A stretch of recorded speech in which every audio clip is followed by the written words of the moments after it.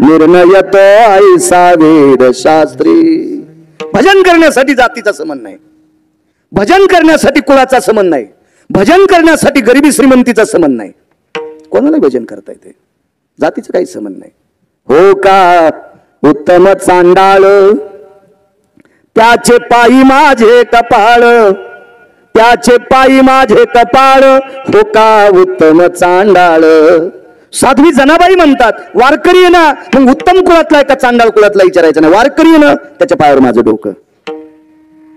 कबीर मोमीन लतिपा मुसलमान, सेना नावी जान विष्णुदास.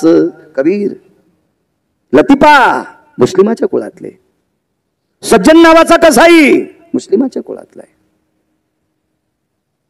लतिपा नावाचा व्यक्ती मुस्लिमाच्या कुळातला आहे. वैष्णव झाले, वैष्णव वैष्णव. चंद्र सूर्य येतोपर्यंत यांची नाव आहेत. कशी ताकद आहे फक्त भजनाची. वैष्णव चांभार धन्य त्याची माता. या पोटाची खळगी भरण्यासाठी बुट चप्पल शिवायचा व्यवसाय, पण गळ्यात तुळशीची कंठी आहे, त्याच्या आईला धन्यता दिली. तुका म्हणे नाही जाती सवे काम, ज्याचे मुखी नाम तोची धन्य. जो या वाणीनं भजन करतोय गोड बोलतोय तो धन्य. त्याची जात सांगायचीच नाही. मी अमख्या जातीत जन्माला आलो, बिना पाण्याची पितू सोमळ्या आहे तू. काय फुकायची तुझी जात, तू पाणी पित नाही ना, मग काय तुझी लायकी आहे, काही संबंध नाही. इथं चांगलं वागणाऱ्याला किंमत आहे, भजनाला किंमत आहे भजनाला. आणि मग भजनासाठी जात पंथ वर्ण काही संबंध नाही. तिला भजन करणं अत्यंत गरजेचं आहे. एक बाई संक्रांतीच्या दिवशी, आदल्या दिवशी, संक्रांतीच्या आदल्या दिवशी काय असते, भोगी. वा छान. एक संक्रांती एकादशीच्या दिवशी आलती ना, आलती ना. त्या दिवशी काय केलं तुम्ही, भोगी पण एकादशीच्या दिवशी आलती एकदा, हल्लीन बैंगन. कीर्तनाला दम नाही, भागवताला दम नाही, रामायणाला दम नाही, गुण कोणाला आहे. अशी जर संक्रांत आली असेल तर पौष महिन्यात पूर्ण महिनाभर कधी पण वाण देता येत असते. एकादशीच्या दिवशी आली असेल भोगी, त्या दिवशी करायची नाही. ऐकत जा जरासं. काही काही बाया अति शहाण्या, बाई आयवाची सक्रात आहे, वर्षाली एकदा येत असती. महाराज काही भय करीत, गोळ्या संपल्यात करायच्या, हा गांजावडतीत महाराज. कधी कधी शास्त्र म्हणेल ते सांडावे, ते राज्य ही तृण मानावे. ऐकत जा. कधी कधी संक्रांतीचा आदला दिवस भोगीचा, भोगीचा कार्यक्रम आटपला, पती पत्नी बसलेले आहेत, बाजूला मुलगा बसलाय. भजनाची ताकद काय महाराज, कावडीनं गुण गावा. बाईनं मालकाला विचारलं, धनी. इथं बसलेली बाई नवऱ्याला धनी म्हणती कोणी, हातवरी करा वरती. तिच्या चपलाचं मंदिर बांधू आपण. नाही, नाहीत म्हणणार धनी. तुमची जीभ वाकणार नाही, येडिंग झाली जी बिल तुमच्या. नवऱ्याचा आदर करी जा, तुमच्या पायाला स्पर्श करून प्रणाम करतो. बाईचा जिच्या कपाळावर कुंकू आहे, तिच्या नवऱ्या इतका मोठा देव जगात दुसरा कोणताच नाही, कोणताच नाही. सोपं वाक्य सांगू तुम्हाला माझ्या माईनं. जी बाई दिवसात नवऱ्याची एकदा पाया पडती, तिला भारतातल्या कोण्याच महाराजाच्या पाया पडायची गरज नाही. याच्यावर सांगायलो मी माईकवर. इतकं सोपं नाही माईकवर बोलणं, तुम्ही मान्य करताल. एखादा विद्वान कॉलर धरून हालीन गिरगावचा बाळ्या काय बचर बचर करायला कशात लिहिलेलं आहे, धोतर पिवळं होईन.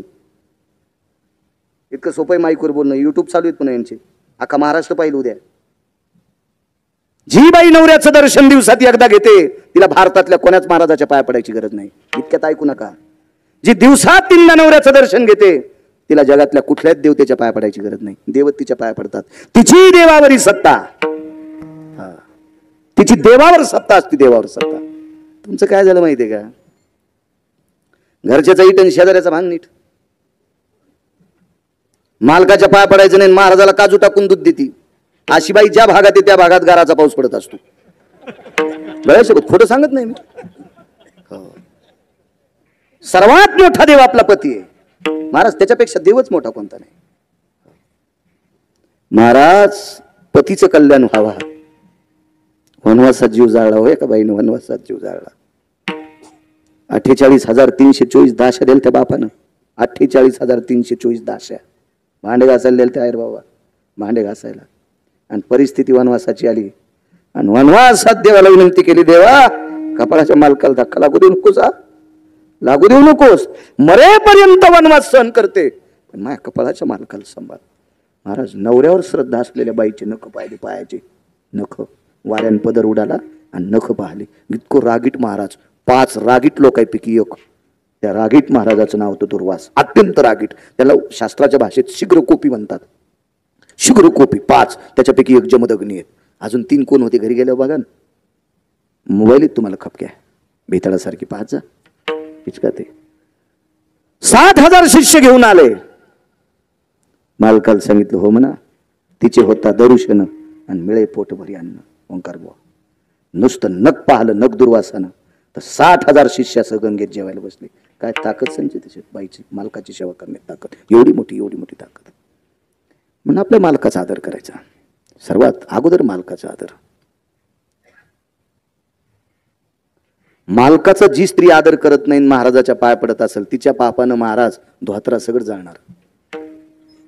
आता महाराज जळाले, धोत्र जळायला किती किस्तू लागत? इतकं ओलं शरीर जळालं, धोत्रालाच खाली पैसे लागत, इस्तू लागत असतो काय जळायला? आपल्या पतीचा आदर सर्वश्रेष्ठ आदर आहे माझ्या बाईनं. तुम्हाला 3 गोष्टीनं श्रीमंत शब्दी पदवी प्राप्त झाली. एक संस्कृती, 2च गोष्टी सांगणार, आणि दुसरी आपल्या पतीचा आदर. तिसरा टप्पा तर लय टोकाचा आहे, ते फार टोकाचा आहे. या 2च गोष्टी सांभाळायच्या. कारण या देशातला पुरुष 10 ते 15% मुलाला वेळ देऊ शकतो, राहिलेला सगळा वेळ त्याची आई त्या मुलाला देऊ शकते. याच्याकरता संस्कृती टिकून ठेवणं तुमच्या हातात आहे. आपल्या पतीचा आदर करणं तुमच्या हातात. म्हणून राज्य, राणी व संपत्ती, या देशाची सर्वात मोठी श्रीमंत संपत्ती कोण असेल तर माझ्या भारत देशाची स्त्री तुम्ही आहात.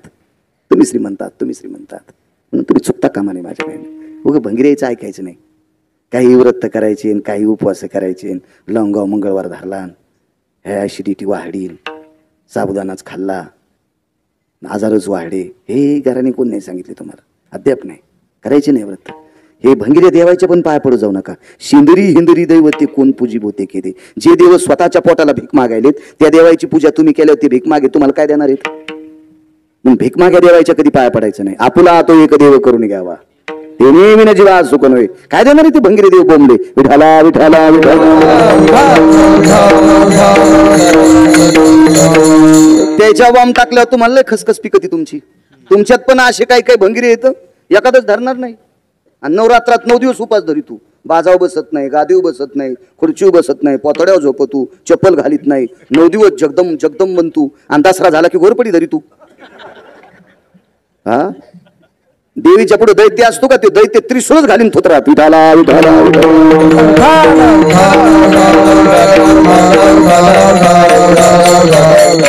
आज या संप्रदाय सोंग नाही चालत. येथे नाही खोटा चालत परिहार.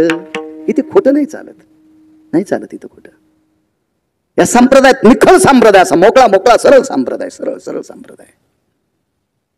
तुम्हाला एक सांगू माझ्या माईनं, इथं बसलेल्या एखाद्या सुनानं सासू सासऱ्याला स्वतःच्या लेकरा इतकं जर वेळेला जेवायला दिलं ना, तर पंढरपूरच्या 1 कोटी वाऱ्या केल्याचं पुण्य त्या सुनाला प्राप्त होते. 1 कोटी वाऱ्या केल्याचं. 1 कोटी लिहून घ्या गिरगावच्या बाळ्याचं वाक्य. तुम्हाला जर चुकीचं सांगत असेल तर पाप माझ्या बोकांडीवर पडत नाही. मी मूर्ख आहे का तुमचं पाप डोक्यावर घ्यायला? का गोळ्या संपल्यात माझ्या? हे सुद्धा पुण्य पुण्य पुण्य पुण्य. तुमच्यातल्या एका बाईनं सासऱ्याची कंबर धुतली होती, कीर्तनात सांगितलं होतं. हे माझा सगळ्यात जास्त कीर्तन मोह ऐकत आहे. चांगली गोष्ट आहे. कीर्तन नाही माझं, कीर्तन देवाचं असते, सांगायला बाळ्या असते. मला कीर्तन पपेजमाय ऐकायची नाही. तुम्ही कशी ऐकतील? पपेजमाय म्हणजे माझी बायको, तिने ऐकायची. तुम्ही कशी ऐकताल? सोयराबाई कंबर धुतली हो सासऱ्याची. सिद्धांत सांगू. आयर महाराज सासऱ्याने विचारलं, सुनबाई एक बोलू तुला. स्त्री ही 3च पुरुषाची कंबर धुत असते. एक मुलाची धुत असते, एक नवऱ्याची धुत असते आणि एक बापाची धुत असते. मुलीनं बापाची कंबर धुणं काही पाप नाही. मुलाची कंबर ताई धुतच असते. नवऱ्याची धुणं काही पाप नाही. पण सासऱ्याची कंबर तुला लाज वाटली नाही? तुला मळमळ झालं नाही? तुला चिळस वाटली नाही? मी सून असा काही भाव वाटला नाही? गालातली गालात हसली आणि सासऱ्याला सांगितलं, मामांजी कंबर धुवायच्या अगोदर तुम्हाला सासराच म्हणत होते, म्हणजे मामांजी म्हणत होते. आणि कंबर धुणं झाल्यावरही तुम्हाला मामांजी म्हणजे सासराच म्हणत होते. पण कंबर धुस तर तुम्हाला सासरा म्हणलेत नाही, तुम्हाला बाप समजिलं. तुम्हाला बाप समजिलं. मी नुसते 1 कोटी वारीचं पुण्य सांगितलं तुम्हाला नाही का? सासऱ्याला सासूला आदरानं भाकरी देणाऱ्या सुनाला 1 कोटी पंढरपूरच्या वाऱ्या केलेलं पुण्य. हा चिल्लर शब्द आहे, चिल्लर चिल्लर शब्द आहे. पुण्यच मोजता येत नाही. सासऱ्याची जीवनात एकदा कंबर धुतली, इथं कोणाही बसलेल्या माणसाला 5 लाख रुपये पट्टी करून देतो, त्यानं महिनाभर लुगडं नेसून तालुक्यात फिरायचं. माझ्याकडे पैसे नाहीत, मी काय तुमच्याच परिसरात भीक मागलं तुम्हाला देईल. हाय कोणी तयार? 10 लाख. घरात नाही लुगडं नेसायचा, तालुक्यात फिरावं लागेल लुगडं नेसून. आहे का भाऊ तयार कोणी? संजित शेठ आहे का? हो आहे कोणी तयार? नाही. विश्व ज्याच्या ताब्यात आहे त्याला जगाचा पाप म्हणतात. 27 दिवस लुगडं नेसला सासऱ्याची कंबर धुणाऱ्या बाईच्या साड्या धुण्यासाठी. मी तर चिल्लर पुण्य सांगितलं तुम्हाला, चिल्लर. मग आपल्या घरात आपण चांगलं वागतो का? हे देवाचं भजन केल्याचं पुण्य आहे. आपलं नेमकं काय झालं? आपण घरातल्या लोकांशी भांडतो ना, हरिपाठ सगळे पाठ करायला. घरातल्या लोकांना नीट बोलायचं नाही, तुळशी नीट घालायली, महादेवाला पाणी पहाटे 4लाच घालायली, सर्दी होईन त्याला, जरा कमी पाणी टाक. घरातल्या लोकांना नीट बोलून आणि पांडुरंगाला मुंजळावा आली, काय करते? मान्य कसा करील तो? अद्याप नाही. ऐकायची धड नाही, त्याची परत्र पुसाची काय? जे रक्ताच्या नात्यात नीट वागू शकत नाही ते स्वर्गात नेण्याच्या लायकीचे असतात का? नाही. आदर करणं महत्वाचं आहे. काय सांगत होतो?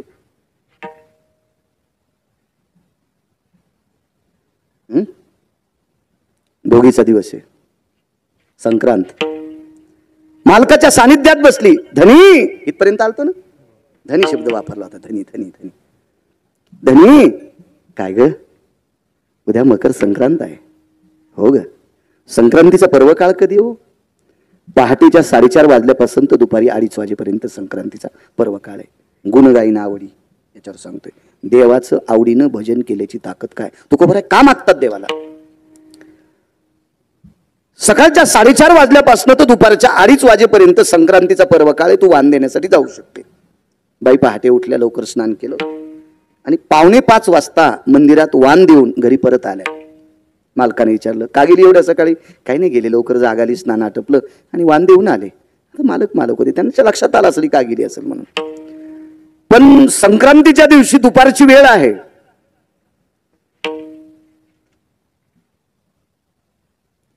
त्या छोट्याशा पर्णकुटीमध्ये एका लाकडाला टेकन देऊन ती आई बसलेली आहे. तिचा चिमुकला मुलगा तिच्या पुढे बसलेला आहे. आणि बसलेला असताना आईला एकांतात विचारलं, आई विचारू का गे? काय? तो बाबांनी तुला सांगितलं होतं सकाळच्या 4:30 वाजल्यापासून तर 2:30 वाजेपर्यंत दुपारी संक्रांतीचा पर्व काळ वाण आहे, आणि तू फार अंधारात गेलीस गाई. एवढ्या अंधारात? शिवाय एकटी गेलीस ग तू? आई, संक्रांतीच्या दिवशी बायका नटून मंदिरात जातात ग, साड्या घालतात, नव्या नव्या दागदागिने घालतात. नसू दे आपल्याकडे दागिने, पण एकही बाई अंधारात गेली नाही. तू एकटी अंधारात का गेली ग? जाऊ दे ना बाळा, जाऊ दे, गेले. महाराज मुलगा दुरून बोलत होता. मुलगा मुलगाच होता. दुरून बोलणारा मुलगा जवळ आला, आईला प्रणाम केला ना आईला विचारलं, माय मी तर फारसं काही मोठा नाही, पण आतापर्यंत तुला दुःख होईल असं वागलो नाही. मग तुला दुःख होत नाही असं जर वागलो नसल तर एवढ्या सदाचारी मुलाला उत्तर फेकाफेकीचं का देते तू? मला इच्छा आहे तुझं उत्तर मला खरं मिळावं. तू अंधारात का गेली? दागिने नसू दे ग, सगळ्याच बायकांना दागिने असतात असा विषय नाही काही, पण बऱ्यापैकी बायका उजाड्याच्या नंतर मोठ्या सन्मानानं 4-2 जणी मिळून वाण देण्यासाठी जातात. तू एकटी गेलीस. मुलाला हृदयाशी धरलं आणि हुंदका दिला. तिला उत्संबळून आलं. मुलाने आईच्या चेहऱ्याकडे बघितलं. तिचा चेहरा लालबुंद झालेला होता, रागानं नाही. तिच्या डोळ्याच्या कडा लाल झाल्या, ओल्या झाल्या आणि खळाखळा पाणी येत होतं. मुलाला हृदयाशी धरलं, सांगितलं, बाळा दागिने नसू दे रे, साडी नवी नसू दे, पैठणी नसू दे, पितांबर नसू दे, बनारस नसू दे, साधी साडी असू दे, मला साधी जरी साडी असेल जुनी तरी पण ती फाटकी आहे रे. आणि शिवाय ती दोन्ही जन्नूवर फाटलेली, मांडीवर फाटलेली आहे. मुलानं दुसरा प्रश्न केला, आई दोन्ही जन्नूवर फाटलेली भाग आला असेल तर तू साडी उलटी नेसली असली तर फाटकं मिऱ्यामध्ये गेलं असतं, मिऱ्या घालण्यामध्ये गेलं असतं. आईने उत्तर दिलं, बाळा कपाळावर कुंकू असल्याच्या नंतर सौभाग्यवती स्त्रीनं उलट पातळ नेसायचं नसतं. गरिबी आली तरी पदराकूनच शिवून नेसायचं, पण उलट नेसायचं नसतं. मुलाला सांगितलं, बाळा मांडीवरती छिद्र साडीला होते, पातळाला होते. आणि भर लोकांमध्ये, बायकांमध्ये, माणसांमध्ये जरी जायचं नसेल तर बायकांमध्ये तुझ्या आईच्या मांडीवरची फाटकी साडी बायकांनी पाहणं तुझ्या बाबाची लाज जाते. तो का म्हणे नग्न बाज, तरी ती लाज स्वामीची. महाराज, पत्नीची पातळ फाटल्याच्या, पत्नीचं पातळ फाटल्याच्या नंतर त्याची लाज, नवऱ्याची लाज जात असते, त्याची प्रतिष्ठा नदीला जात असते. बाळा, तुझ्या बाबांचं माझ्या कपाळाच्या मालकाचा अपमान होऊ नये याच्याकरता मी अंधारात वाण देऊन आले. गरिबी किती असेल माझ्या माईनं त्या बाईची. तिला संक्रांतीच्या दिवशी सुद्धा चांगली साडी भारीची सोडून द्यावं, पण फाटकी नसणारी साडी तिला नेसायला नव्हती, मांडीवर फाटकी होती. काय परिस्थिती नाजूक असेल. तिच्या मालकाला जे धोत्र होतं का त्याला बऱ्यापैकी गाठी होत्या. त्या बाईची जाऊ सांगू किती श्रीमंत होती. त्या बाईची जाऊ त्या काळामध्ये, द्वापार युगामध्ये, संक्रांतीच्या दिवशी वाण देत असताना नेसलेल्या साडीला हिरे होते. हिरे पदराला, हिरे होते पदराला. एवढी श्रीमंत तिची सख्खी जाऊ, सख्या दिराची बायको, लहान्या भावाची बायको, पदराला हिरे. आणि मोठ्या भावाच्या पत्नीला संक्रांतीच्या दिवशी फाटकी साडी आहे. परिणाम सांगू कशाचा. जिच्या साडीला हिरे तिचा नवरा भंगिऱ्याचे बुट उचलीत होता, पानचटायचे बुट चाटीत होता. म्हणून मिळालेल्या पैशावर भौतिक गरजा भागवत होता. आणि हिचे मालक पंढरपुरातल्या मालकाचं भजन करत होते. पंढरपुरातल्या मालकाचं. संक्रांतीच्या दिवशी मंदिरात न दिसल्यामुळे 1-2 दिवसाला स्वतः समुद्राच्या तीरावर धुणं धुत असताना पाहिलं. त्या गावाचं नाव आहे पोरबंदर. पाहिलं धुणं धुत असताना. आता हिच्याकडे धुण्याला बाया होत्या, पण तिला लाज वाटली होती. जावेच्या घरी झोपड्यात कसं भेटायला जा, म्हणून सहज समुद्राकडे गेले. आणि किनाऱ्याला उतरल्याच्या नंतर विचारलं, ताईसाहेब तुम्हाला एक सांगू, उद्यापासून तुमच्या मालकाला सांगा आमचे मालक ज्यांचं भजन करते त्यांचं भजन करा. भजन म्हणजे स्तुतीपाठक होता तो, स्तुतीपाठक एका राजाचा स्तुतीपाठक. तिने सांगितलं, हळदीच्या अंगानं ज्या दिवसापासून मी या घरात आले आणि घरातला शेर ओलांडलं, माप ओलांडलं, गुणगाई नावडी याच्यावर सांगतोय, त्या दिवसापासून मालकानं सांगितलेलं ऐकावा असं मी ठरवलंय. मी सांगितलेलं मालकाला ऐकावा असं माझ्या जीवनात नाही. तिनं सांगितलं तुम्ही मरताल पण ऐकणार नाही. तिनं सांगितलं जीव गेला तरी हरकत नाही, पण भजन पंढरपुरातल्या मालकाचंच करणार. एक वाक्य सांगू, कायावृधो यती अंबरायाम, कायावरुता यती अंबरा नैवायाम तरुपर्णेषु, निशियाम व्यवहारेषु दिनत्रय त्यागेषु. याचा अर्थ खाली येऊन सांगतो. या शरीरावर अंबर, काया म्हणजे शरीर, अंबर म्हणजे वस्त्र. वस्त्र घालायला जर नाही मिळालं तर दिवसा फिरता येणार नाही. याच्याकरता दिवसा घरात बस जाऊ, रात्री फिरत जाऊ. आणि दुसरा एक मुद्दा, तरुयाम पर्णेषु, झाडाची पानं अंगाला लावून राहू, पण कोणाचं भजन करणार नाही. भजन त्याच करू. ती म्हणली तुम्ही आशेचे, तुमचे नशीब. काय बाई आमचं नशीब फुटका असू दे, पण नाही, मी मालकाला म्हणणार नाही, त्याच्यापेक्षा मीच करणार नाही दुसऱ्याचं भजन. कोणाची स्तुती नका करू, नरस्तुती माझी परिसावी विनंती. महाराज चांगल्या लोकांना सांगितलंय, ऐका पंडित जन तुमचे वंदितो चरण. पाय धरून सांगितलंय, पाय धरतोय तुमचे पाय, नका करू नरस्तुती. तिने सांगितलं नाही करणार. तिने सांगितलं नका करू, मरा असंच. असं म्हणल्यावर कालांतरानं हिचे मालक ज्या राजाची स्तुती करत होते ते राजेच मेलं, मारलं, परचक्र आलं, संपत्ती लुटून नेली, हिचंही सगळं लुटून नेलं. कुठं बसली माहिती आता ही नंतर? जगदंबेच्या मंदिरात. आणि जिच्या अंगावर संक्रांतीच्या दिवशी साडी नव्हती, तिची परिस्थिती सांगून काय झाली. पंढरपुरातले मालक एके दिवशी झोपेतून रात्री उठले. आईसाहेब बसलेल्या होत्या. देवाच्या अंगाला थोडासा स्वेद म्हणजे घाम आलेला होता. आईसाहेबांनी आपदागिरी वारली. देवाचा घाम कमी होत नव्हता. भगवान काय चिंता आहे, काय नाही ग लक्ष्मी, माझा एक वारकरी जीवनभर भजन करतोय ग, त्याच्या संसाराची परवड पाहा वाटत नाही, फार परिस्थिती नाजूक आहे त्याची, बघा वाटत नाही ग. कालच्या 15 दिवसात आलेल्या संक्रांतीच्या दिवशी त्याच्या पत्नीला अंधारात वाण द्यावं लागलं ग.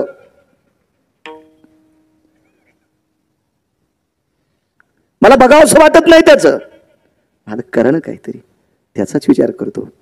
आणि मध्यरात्रीला एक कलेचं दैवत विश्वकर्मा महाराजाला आमंत्रित केलं आणि विश्वकर्मा महाराजाला आमंत्रित करून भगवंताच्या सासरवाडीतून द्रव्य आलतं. देवाला शिमंतक नावाचा मणी सासरवाडीतून आलता. 26,666 तोळे 8 मासे, याचा एक भार गुणिले 8, 21 क्विंटल 78 किलो 44 तोळे सोनं देणारा मणी पंढरपुरातल्या मालकाला सत्रजित नावाच्या राजाची सत्यभामा नावाची कन्या, ही मागच्या जन्मात कोण होती सांगता येईल? चंद्रसेना. विठाला विठाला विठाला.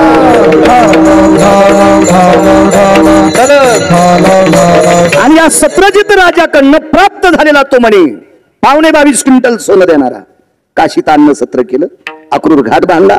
अक्रूर घाटावर एका लिंगाची स्थापना केली, त्याला अक्रूरेश्वर लिंग म्हणतात. तीर्थाचा जीर्णोद्धार केला, मणिकर्णिका तीर्थ नाव पुढे प्राप्त झालं. असं अन्न कालांतरानं ते भांडारगृहात सोनं साठवलं आणि पंढरपुरातल्या मालकाने विश्वकर्मा महाराजांना सांगितलं, एका निष्ठावंत वारकऱ्याने जीवनभर भजन केलंय, त्याचं गाव सोन्याचं करा. त्याचं गाव सोन्याचं, गाव पूर्ण सोन्याचं केलं. गाव सोन्याचं केल्याच्या नंतर काही सोनं उरलं, काय करावं? काय नाही म्हणले, एका निष्ठावंत वारकऱ्याला दिलं, वापस आणू नका, त्याचा मसनवाटा सोन्याचा करा. मसनवाटा सोन्याचा. कुबेराला गाव सोन्याचं आहे, मसनवाटा मातुड्याचा आहे. रावणाला गाव सोन्याचं आहे, मसनवाटा मातुड्याचा आहे. आणि वारकऱ्याला गाव सोन्याचं आहे आणि मसनवाटा सोन्याचा आहे. त्या वारकऱ्याचं नाव होतं सुदामदेव. शुद्ध भाव देखोनिया गाव स्वर्णाचा दिला गा. पोहे निमित्त घातले बरं का, निमित्त घातले. पोह्यानं जर गाव सोन्याचा झाला असता तर मी तर 5-50 ट्रक पोहे वाटीन ना, बंधी रेल्वे वाटीन पोह्याची. कसं होईन गाव सोन्याचं? त्यासाठी भाव लागन, भाव. दृष्टांत संपला. श्रीमंत श्री जगद्गुरु तुकोबाराय विटेवरच्या मालकाला विचारतात, देवा अरे ज्याच्या पत्नीला संक्रांतीच्या दिवशी साडी नेसण्यासाठी नाही, सुदामदेवाला पूजेचं आमंत्रण आलतं. एका श्रीमंत घरी एका मुलाचं लग्न झालं आणि त्या लग्नातल्या सत्यनारायणाची पूजा करण्यासाठी सुदामदेवाला आमंत्रण आलं. तर सुदामदेव गेले नाही. मुलाने विचारलं, बाबा तुम्ही जर गेले असते तर आपल्याला थोडेसे तांदूळ आले असते वरुणाच्या खालचे. वरुणाच्या खालचे म्हणजे कळतात का? तांब्या टेकतात का, तांब्याच्या खाली जे तांदूळ असतात त्या तांब्याला वरुण म्हणतात. आणि ते तांदूळ किंवा गहू ते पूजा करणाऱ्याला असतात. तर आपण त्या तांदळाची आंबील 2 दिवस पेली असती. तर वडिलांनी मुलाला सांगितलं, बाळा सत्यनारायण सामान्य माणसाच्या मुलाचा असता तो गेलो असतो, पण फार श्रीमंताच्या मुलाचा होता रे.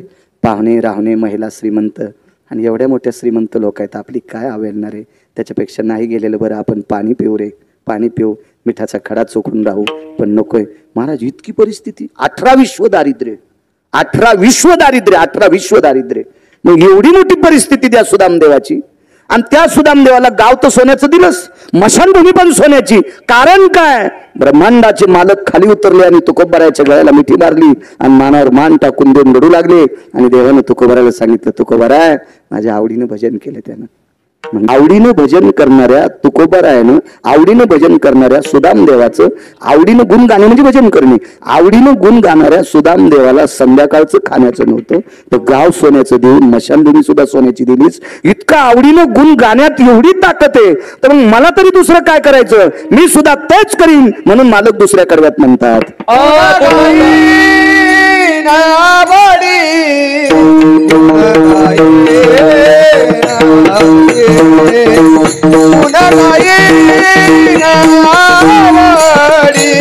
गुण गाये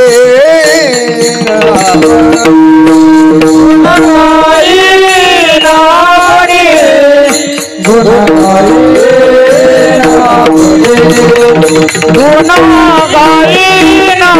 गायेला आवडी गुण गायेला आवडी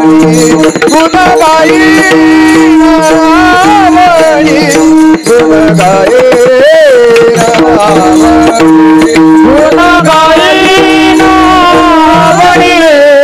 गुण गायेला आवडी गुण गायेला आवडी गुण गायेला आवडी माझी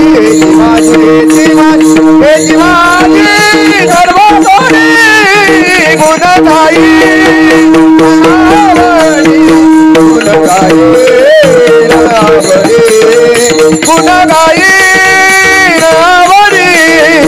गुण गाई माझे माझे माझे माझे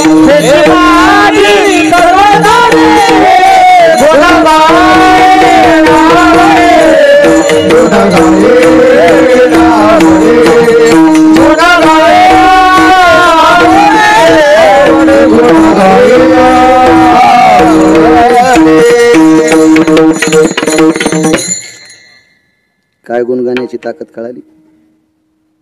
कशाने प्राप्त झाला असतं एवढं वैभव? फक्त भजनाची ताकद आहे. एवढी मोठी शक्ती भजनात आहे. तुकोबरायाच्या करता म्हणतात, देवा मी आवडीनं फक्त तुझं गुण गाईल, याच्या व्यतिरिक्त काही नकोय देवा, फक्त आवडीनं गुण गाईल. काय शक्ती गुण गाण्याची. प्रभू रामचंद्र वनवासात होते. वनवासात असताना माझ्या माईंनो तुमच्यातल्या एका सामान्य स्त्रीनं प्रभू रामचंद्राला हाक मारली आणि प्रभू रामचंद्र तिच्यापर्यंत पोहोचले. त्या बाईचं कुळ काय असेल ते जाऊ द्या, पण त्या कुळातली लोक काम काय करत होती? लाहोरं, ससे, चित्र, रानडुकर, पशु पक्षी मारून उपजीविका करणारं कुटुंब, कुळ. आणि त्या कुळात जन्माला आली तुमच्यातली एक मानवी स्त्री. त्यागावर आरूढ होती. मुनिश्री मतंगाचं दर्शन झालं, स्वच्छतेचा वसा घेतला. शासन आता सांगते एक पाऊल स्वच्छतेचा, असंच काहीतरी असतं शासनाचं. आपला परिसर स्वच्छ करा, आता सांगते शासन. त्रेतायुगात स्वच्छतेचा संदेश दिला एका भिल्ल कुळातल्या बाईनं, लाहोर सशी रानडुकर धरणाऱ्याच्या कुळातल्या पोरीनं. तिचं नाव होतं शबरी. आणि कलियुगात स्वच्छतेचा संदेश दिला मंगळवेढ्याचे मालक श्रीमंत श्री संत चोखोबाराय.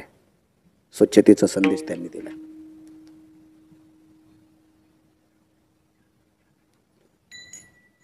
आशीर्वाद प्राप्त झाला.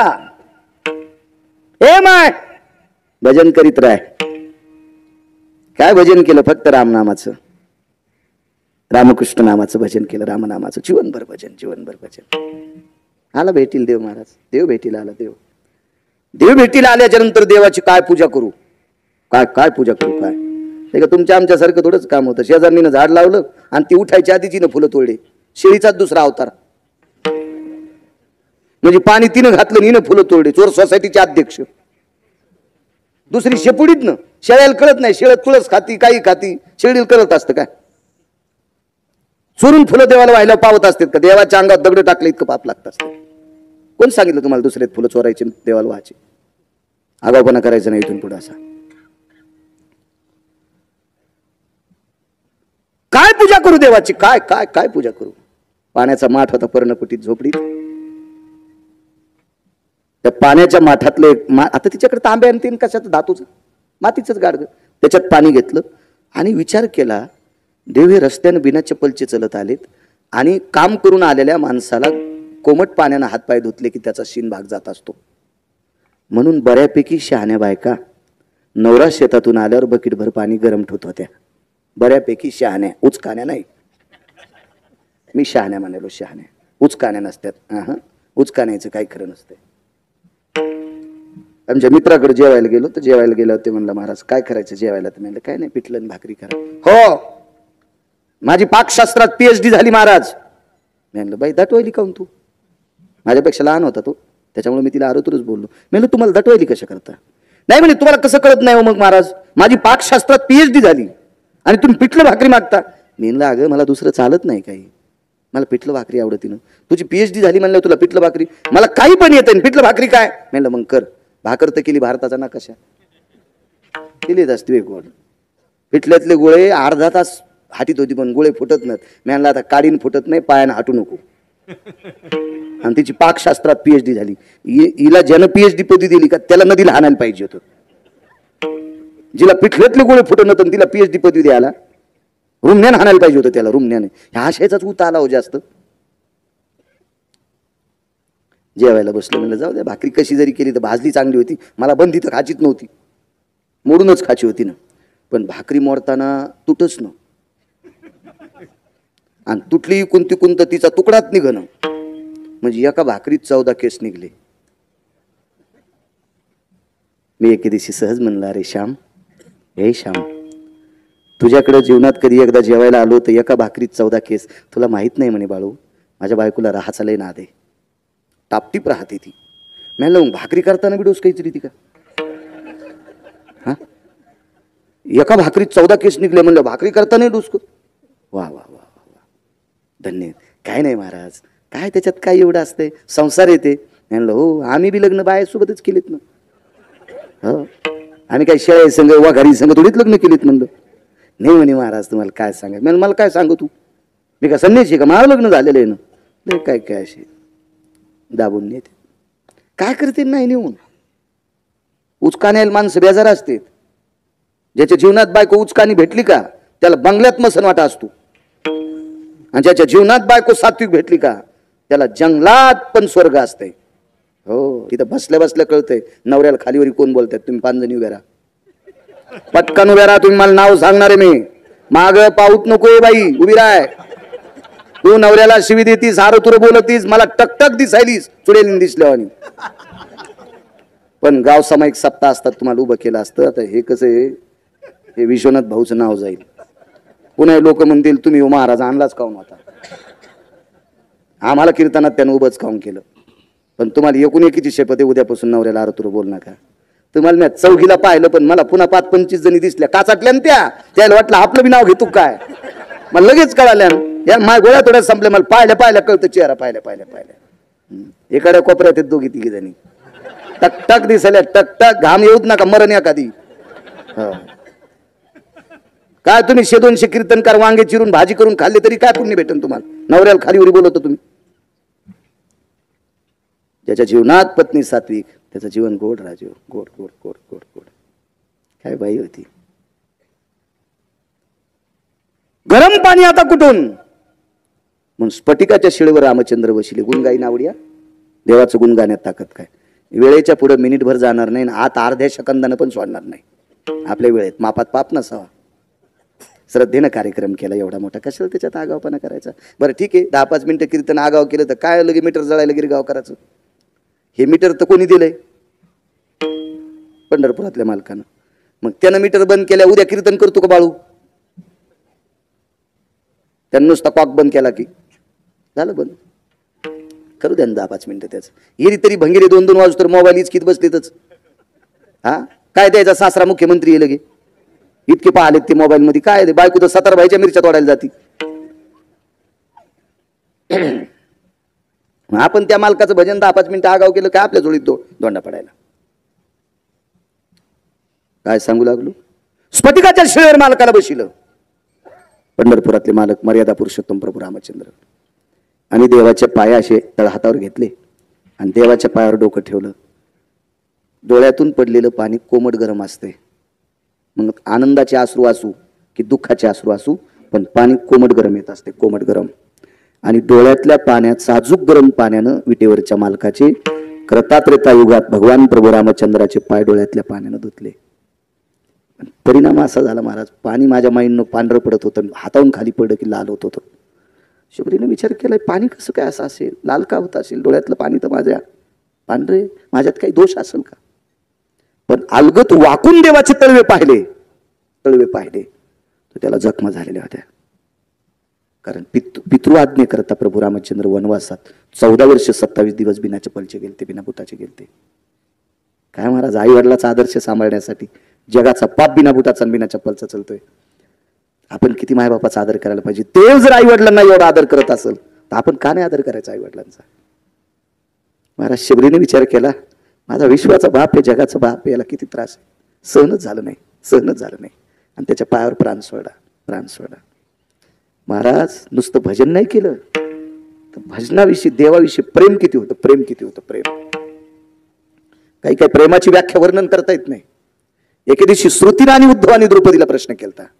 श्रुती आणि उद्धव अशा बऱ्यापैकी लोकांचा प्रश्न आहे, पण दोघांचा सांगतो. श्रुतीने आणि उद्धवानी द्रौपदीला प्रश्न केला, द्रौपदी तुला देव श्रेष्ठ का पती श्रेष्ठ? हे द्रौपदी, तुला देव श्रेष्ठ का तुझा नवरा श्रेष्ठ? द्रौपदीने सांगितलं, माझे मालक, माझा नवरा, माझे पती श्रेष्ठ आहेत देवापेक्षा. मला श्रुतीने पकडलं आणखी त्यात. उद्धव हा भगवंताचा मित्र आहे. 9 भक्तीपैकी एक सूत्र आहे उद्धवाचं. आणि त्या उद्धवाने कैचित पकडलं, श्रुतीने कैचित पकडलं. द्रौपदी, कपाळावर कुंकू असताना पतिव्रता स्त्रीने पदराकडून नाटी फाडत नसतात, आणि तू देवाच्या बोटाला पदराकडनं नाटी फाडलीस, त्या अर्थी तुला देव श्रेष्ठ आहे, पती श्रेष्ठ नाहीत. द्रौपदी थोटावून सांगते, श्रुती माते, ऐक ऐक, तू स्त्री आहे, मी स्त्री आहे, माझं मनोगत लक्षात घे थोडस. मला माझे पती श्रेष्ठ आहेत देवापेक्षा. श्रुतीनं सांगितलं आगावपणा करायचा नाही, हे साप खोट आहे. श्रुतीने उद्धवाला सांगितलं, तुम्ही रोज सोबत आहात, विचारा हक्कानं, तुम्हाला ती दादा म्हणते. उद्धवानं सांगितलं, ताई चंद्र सूर्य तोपर्यंत तुझं नाव जाईल, तुला देता असेल तर उत्तर दे, अन्यथा तू मन माझ्याच्यानं चुकलंय, श्रुतीला असं म्हण.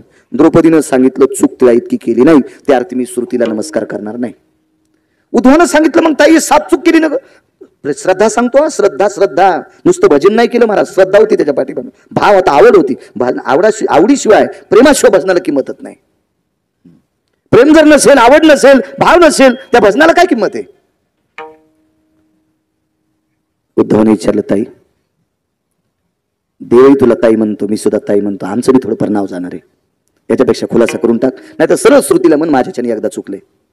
ऐक श्रुती, ऐक उद्धव दादा, ऐक ग श्रुते, ऐक ऐक ऐक ऐक, मला माझा पती श्रेष्ठ आहे. श्रुतीने सांगितलं, द्रौपदी रडून जिरू नकोस, मी भावनेशी खेळायशी आले नाही. पती जर श्रेष्ठ असेल तर कपाळावर कुंकू असताना पदराकडून नाटी का फाडी? तर द्रौपदीने सांगितलं, श्रुती पदराकडनं नाटी कपाळावर कुंकू असल्यावर फाडायला नव्हती पाहिजे ग श्रुती, पण लक्षात ठेव, या कपाळावर कुंकू किती दिवस ठेवायचंय हे ज्याच्या हातात आहे त्याच्या बोटाला चिंधी बांधण्यासाठी नाटी फाडली. त्यावेळेला श्रुती माती इचकीत होती, माती. महाराज इतकं प्रेम देवावर बी होतं आणि पतीवर बी होतं, आणि भजनही त्याच प्रतीत केलं ना. पांडव भजन करत होती, पाहती पांडव अखंड वनवासी, परी त्या देवाशी आळविती किंवा आठविती, भजन करत होते. शबरीनं नुसतं भजन केलं नाही, तर भजनाच्या पाठीमाग ज्याचं भजन करत होती त्याच्याविषयी आवड किती होती. महाराज देवाला जिनं जन्म दिलाय का, त्या माईपेक्षा शबरीची जास्त प्रेम होतं. तुम्हाला 3 माई सांगतो देवाच्या. 7व्या अवतारात कौशल्याचं रामाविषयी जर प्रेम पाहिलं तर राम वनवासाला गेले हे कौशल्याला माहिती. कौशल्या माता रडल्या, आयर बा प्राण नाही सोडला, फक्त रडल्या. ओंकार बा प्राण नाही सोडला. कौशल्या माता वनवासाला प्रभू रामचंद्र जात असताना शोक केला, रडल्या रडल्या, इतक्या रडल्या की भिंत पाजरत होती पाषाणाची, पण प्राण नाही सोडला. पुढचा मुद्दा ऐका. 2ऱ्या अवतारात भगवान श्रीकृष्ण परमात्म्याला वसुदेव गोकुळात नेत असताना देवकी माता रडल्या, प्राण नाही सोडला. देवकी माता रडल्या, प्राण नाही सोडला. 3री माता ऐका, ती पालन करणारी आई आहे, तिचं नाव आहे यशोदा. 11 वर्ष 53 दिवस हिच्याकडे राहिला. चेंडूच्या निमित्तानं यमुनेच्या डोहात उडी मारली. कृष्ण डोई बुडाला ग. भगवान कृष्ण परमात्मा यमुनेच्या डोहात बुडाले असं कळाल्याबरोबर यशोदा रडत होता. मागे सरे माय पाऊला पाऊली, रडत कृष्णासाठी होती आणि माग सरकत होती. पुढे का सरकत नव्हती? तिला माहित होतं याच्यात काली आहे. रडत होती पण प्रेम कोणावर करत होती? स्वतःवर. मग लक्षात घ्या, यशोदेपेक्षा, देवकीपेक्षा आणि कौशल्यपेक्षा ही भजन करणारी भिल्ल कुळातली शबरी श्रेष्ठ होती. हिनं भजन तर केलंच, पण नुसती प्रभू रामचंद्राच्या पायाची जखम पाहिल्याबरोबर प्राण सोडला. तेचे येणे जाणे कुंटले. येणं जाणं कुंटलं म्हणजे देह सुटून गेला. दिव्य देह उचलला आणि गोलोकात नेऊन बसवला. गोलोकात 18 खुर्च्या होत्या, 19 खुर्च्या. 19 खुर्च्यापैकी 18 खुर्च्यावर योगी, जपी, तपी, सिद्ध, अनुरागी असे सिद्ध पुरुष होते. कोणाला बसता येत नाही त्या खुर्चीवर, फक्त 18 लोक. आणि 1 खुर्ची रिकामी होती माझ्या माईंनो. तुमच्यातली शबरी जाऊन बसली तिथं. याच्यातले काही बोंबू लागले, ही कोण आहे, कस काय इथं आली? त्याच्यातले काही तात्विक होते, त्यांनी सांगितलं काही ओरडू नका. इथे येण्यासाठी वाहन लागत नाही, इथे येण्यासाठी जिना नाही, इथे येण्यासाठी दरुजा नाही. इथे एक अधिकारी पुण्य, एक तात्विक पुण्य केल्याच्या नंतर इथे येता येते. आपण प्रेमाने तिला विचारलं, बाई यज्ञ नाही, तपश्चर्या काहीच नाही, व्रत 1 पैशाचं नाही, दान मीच रानातले फळं खात होते, साधना कवडीची नाही. मग कशाच्या पुण्यावर आली? फक्त रामनामाचं भजन. नुसतं राम नामाचं भजन. अहो काहीच्या नखाच्या चुंबडी वळल्या होत्या, 80 90 फूट डोक्याच्या जटा लांबल्या होत्या, पायाची नख खोऱ्याच्या दांड्या इतकी लांबलेली होती, हाताच्या नखाच्या चुंबडी झालेल्या होत्या. नाना प्रकारच्या साधना केलेली लोक, त्यांना त्यावेळेला त्या खुर्च्या भेटल्यात. आणि भिल्लाच्या कुळातली लावरचित्र सशे धरणाराची पोरगी राम नामाच्या भजनावर त्या खुर्चीवर बसते. तुकोबराय देवाला हालून विचारतात, देवा अरे ते पद कोणाला भेटतंय का? आणि लावरचित्र सशे धरणाराच्या पोरीला ही खुर्ची दिली तुम्ही, ताकद काय? तिनं फक्त माझं आवडीनं भजन गायलंय. गुण गाईन आवडी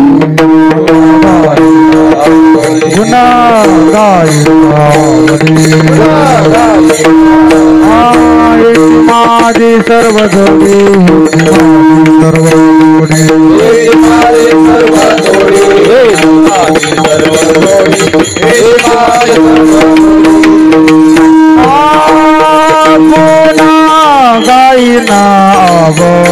आवडी, गुणा गायना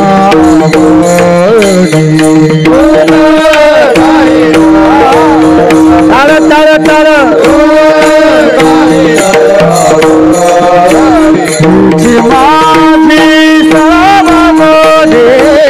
तुझी माझी सर्व गुणा गायना गुणा गायना तुझी माझी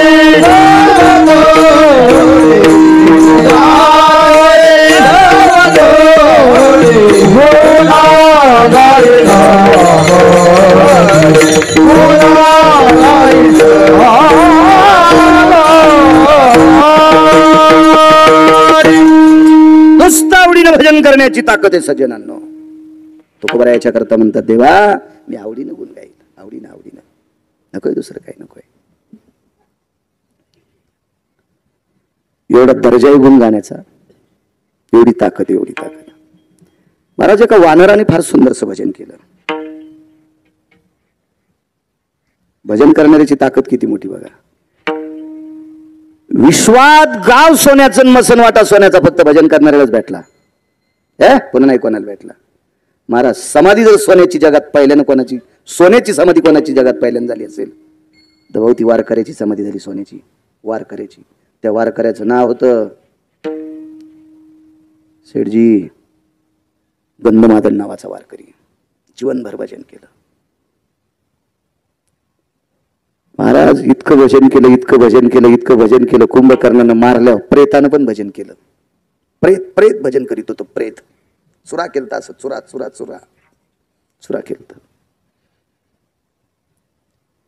हाताला रक्त लागलं, त्या रक्तातून राम राम राम राम राम राम राम असा ध्वनी निघत होता. दुपारच्या युद्धाच्या मधल्या इंटरव्ह्यू मध्ये विभीषण घरी पळत गेला. विभीषण चुकून बोललो, कुंभकर्ण घरी पळत गेला आणि रावणाच्या कानाला हात लावला. पागल टोकुऱ्याचं होतं ते, फार अहंकारी होता रावण.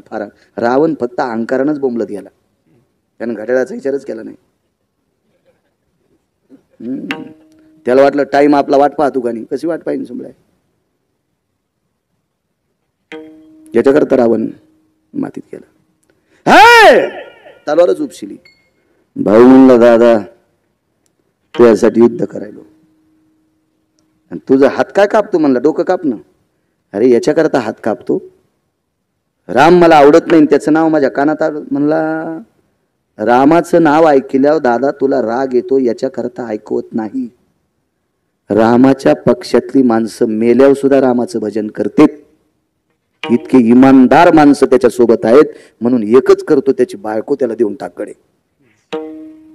पण कुठं ऐकत होता रोगील. नाही म्हणला, नाही देणार. बघ म्हणला, रक्ताच्या कणाकणामध्ये राम आहे वानरांच्या. इतके इमानदार वानर सोबत आहेत, आपलं जय होत नाही. म्हणला मेलो तरी हरकत नाही, पण देत नाही. ते रगीलच होतं. त्याचा मनका गेला पण तनका नाही गेला. सापडे संध्याकाळी मारुतीरायनं तो गोळा उचलला. प्रभू रामचंद्राला दाखवला, मालक गंधमादन वानर आहे. बोंद्रा असते ना गुळाचं, गुळाची भेली ढेप बांधायचं बोंद्रा असतं ना, काय म्हणता तुम्ही त्याच्याकडे? बारदाना. हा, ते बारदाना कट्टा म्हणा, पोतड, असं ते भिजल्या असा चुरा गोळा केल्यावर कसं होतंय, असा गोळा त्याच्या शरीराचा, हाडा मासाचा, त्वचेचा झालता. रामचंद्रांना दाखिला. लक्ष्मणजीने विचारलं, हनुमान जी शोभतोय तुला मालकाच्या हातात मासाचा गोळा देणं? लक्ष्मणजीनं मारुतीरायनं लक्ष्मणजीकडे पाहिला आणि सांगितलं, लहाने मालक, मासाचा गोळा मालकाच्या हातात देणार नाही, मी माझ्याच हातात घेत नाही, तर मालकाच्या हातात कसं देईल? त्याने मास आगळं वेगळं आहे मालक. कशाचं मास आहे? मास कशाचं असू द्या, पण मास रामनाम म्हणते, मोठ्या मालकाचं भजन करते. त्याला लक्ष्मण शांत बसले. प्रभू रामचंद्रानं तो मासाचा गोळा घेतला, त्याच्यातलं रामनामाचं भजन ऐकलं, हृदयाशी गोळा लावला, वंदळीत घेतला, डोळ्यातल्या पाण्यानं त्याला अभिषेक केला, अवतीत केलं. विभीषण, मी म्हणालो विभीषण, प्रभू रामचंद्र विभीषण नाही म्हणले, राजन. राजा म्हणजे राजा. जी मालक.